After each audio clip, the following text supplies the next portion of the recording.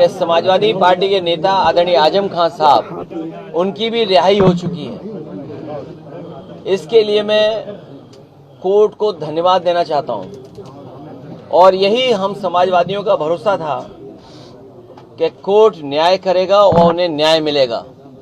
हमें उम्मीद है कि आने वाले समय में एक भी झूठा मुकदमा या इस तरह का सरकार जो लगातार भारतीय जनता पार्टी की और वहां का विधायक, खासकर जो रामपुर का विधायक, वो भारतीय जनता पार्टी के लोग मिलकर के और एक ऐसा अधिकारी जिसको एक्सटेंशन पे एक्सटेंशन पे एक्सटेंशन पे एक्सटेंशन पे एक्सटेंशन, कम बोला है मैंने, लगातार मिला है, वो अन्याय नहीं करेंगे। हमारे समाजवादियों के लिए खुशी का समय है कि जहां पर वो आज रिहा हो करके आज जेल से रिहा हुए हैं। वो सर, ये कुछ चंडू खाने की खबरें चल रही थी कि आजम खान साहब बसपा के नेताओं से संपर्क। देखिए, आदरणीय आजम खान साहब समाजवादी पार्टी और समाजवादी पार्टी के संस्थापक नेताजी और हम लोगों के साथ और भारतीय जनता पार्टी का मुकाबला करने पर आज से नहीं, न जाने कब से सबसे बड़ी भूमिका उनकी और समाजवादियों की रही है।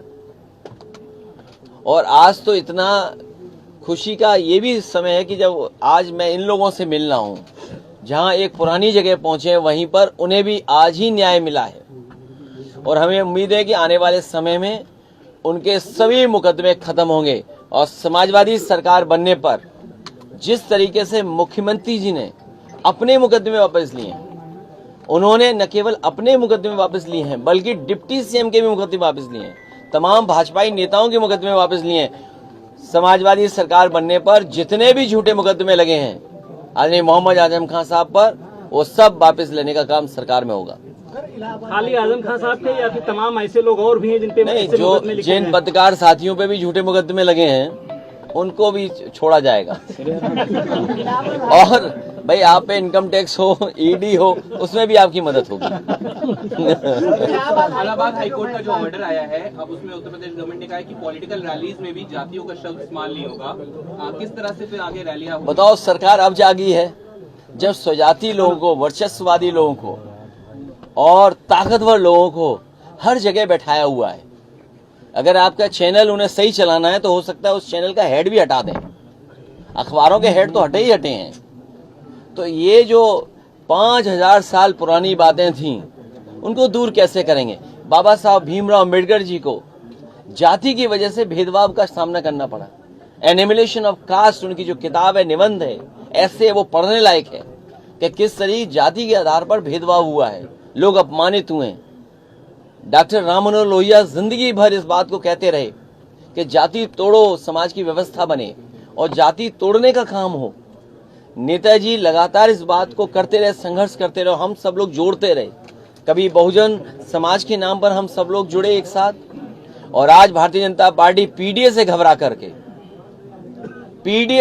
करके, हालांकि वो हाई कोर्ट का फैसला है, लेकिन मैं ये मानता हूं हमारा पहला इमोशनल, भावनात्मक रिश्ता अगर कोई है तो वो जाति है। वो कोई डिनाई नहीं कर सकता है। मुझे उम्मीद है कि भविष्य में कोर्ट इस बात को भी कहेगा कि जातियां कैसे खत्म हो, जातियों की भेदभाव कैसे खत्म हो। कोई हमें जाति के आधार पर हमारा घर मकान न धुलवाए, कोई जाति के आधार पर प्रतिमा न धुलवाए, कोई जाति के आधार पर अगर मैं मंदिर चला जाऊं तो मंदिर गंगा जल से न धोए। हमें उम्मीद है कि ऐसे लोगों के खिलाफ भी कार्रवाई होगी जिन्होंने गंगा जल से किसी का घर धोया हो, मुख्यमंत्री आवास धोया हो, जाने के बाद मंदिर धोया हो।